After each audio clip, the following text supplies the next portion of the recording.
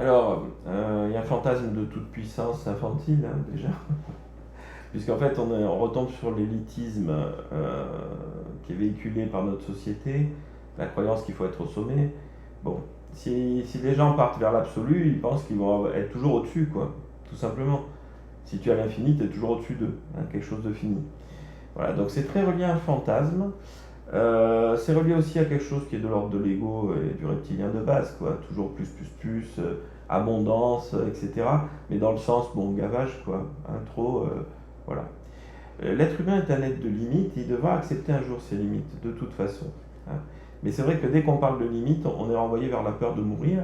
Et comme l'ego, de manière contradictoire, ben, il nous maintient en vie tout en sachant qu'on va mourir, mais en espérant trouver une solution pour qu'on ne meure pas, les gens vont quand même partir dans ce délire d'immortalité, même si, en fin de compte, aujourd'hui, je pense qu'il est moins prégnant qu'avant, puisque les gens voient bien qu'ils font le tour des choses beaucoup plus rapidement.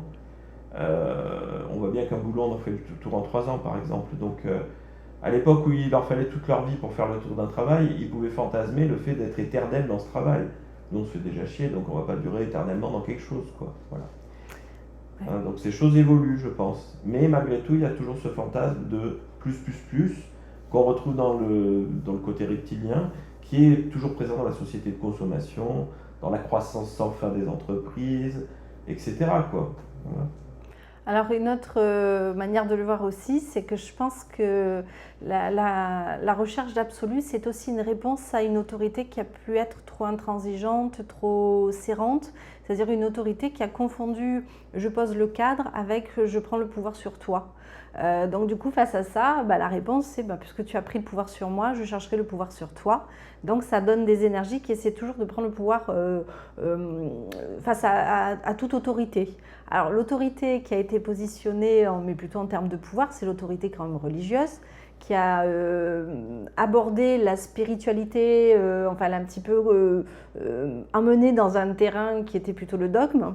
Donc les gens confondant les deux, c'est j'essaie de prendre tout simplement le pouvoir sur Dieu ou sur Gaïa en termes d'énergétique qui est l'absolu matérialisé.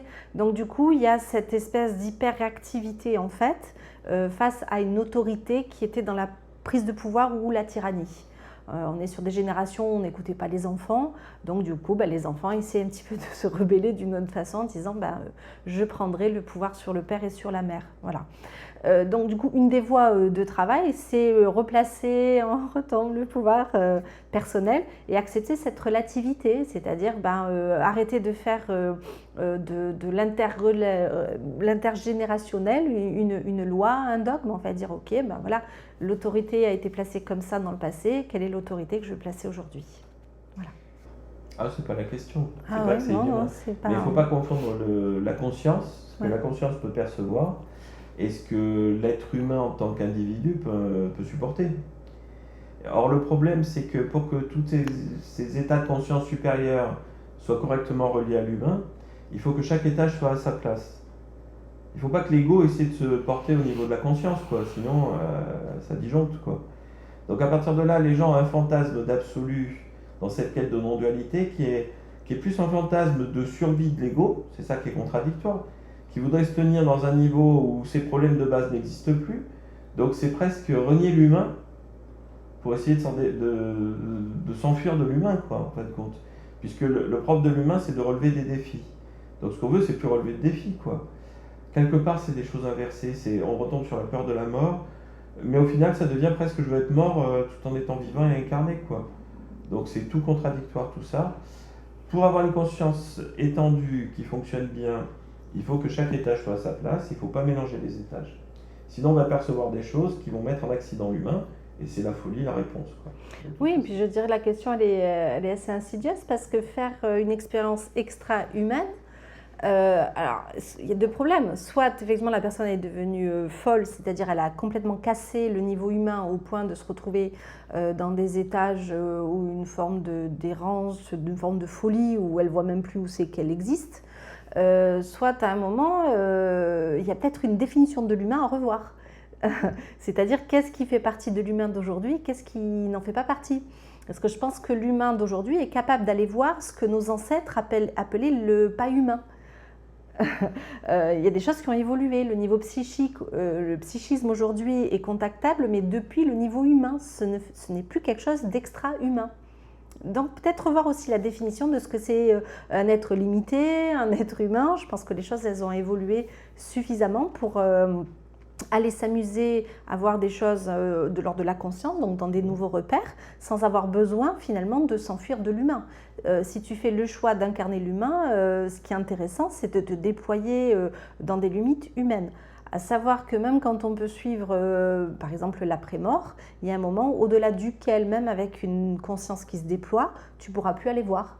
Alors ça s'appellerait ce qui est de l'ordre du non-humain. Donc le non-humain n'est pas connectable par l'humain. Voilà, donc peut-être revoir la définition de ce que c'est un humain. Oui, donc tu peux quand même, tout en étant humain, avoir des états de conscience, entre guillemets, supérieurs. Mais ce sont des états de conscience, alors supérieurs, si on veut, supérieurs dans le sens où le repère est plus large. Donc, effectivement, tu peux aller voir d'autres niveaux. Par contre, c'est toujours branché sur l'humain. Et oui, l'erreur qui est commise, c'est de... Je redis, non, justement, ce problème d'ego. C'est-à-dire que quand les gens obtiennent quelque chose, un niveau d'évolution, l'ego grossit comme un malade, essaie de s'approprier tout ça, jusqu'au moment où ça se normalise et l'ego redescend. Donc quand on parle de niveau de conscience supérieur, on parle d'une conscience qui s'est déployée un niveau un peu au-dessus. Parce qu'en fait, il y a des gens qui vont décrire des états de conscience, qui les ont déjà envoyés à l'hôpital psychiatrique, des trucs, moi je vois tous les jours, quoi, constamment. Mais ça ne m'envoie pas à l'hôpital psychiatrique, voire je vois au-dessus de ça. Et le problème qu'ils vont avoir, c'est qu'en fait, ils ne partent pas de l'humain, ils ne mettent pas chaque étage à sa place. Et donc, ils croient que parce qu'ils ont monté un petit peu en haut, ça y est, l'ego s'est approprié ça, ça y est, j'ai vu Dieu, je suis dans l'absolu. Simplement parce qu'ils sont sortis des chiottes de la maison, ils croient que ça y est, ils ont trouvé l'espace libre infini, quoi. Hein, donc attention un peu à tout ça. Et quand bien même ils vont sur des niveaux, si ça n'est pas stabilisé et intégré correctement, on est juste sur une crise d'ego de mégalo, quoi, ou de folie. Hein. Donc oui, bien sûr, on peut atteindre ces états, on peut les utiliser, mais ça va devenir normal. C'est-à-dire être au milieu de la foule, percevoir tout ce qui bouge en énergie, les intentions voilà, nous on s'en sert toutes les journées en stage ou même en dehors des stages. Mais c'est devenu normal, ça a été approprié. Ça veut dire que cet état de conscience qui se déploie doit être raccordé au principe de l'individu. Autrement, ça reste une forme de folie. On retombe sur le système de dire qu'au plus c'est intégré à ton système, de la même manière que voir, entendre, goûter, toucher, au plus c'est intégré à qui tu es, au plus étonnamment tu peux aller loin, tout simplement parce que tu n'as pas peur de partir, parce que tu sais où tu existes en fait. Et c'est la même chose que voyager en termes matérialisés. Si tu as une maison, tu partiras loin en fait. Tout simplement parce que tu sais où tu habites, tu sais où ta maison, donc tu es en sécurité.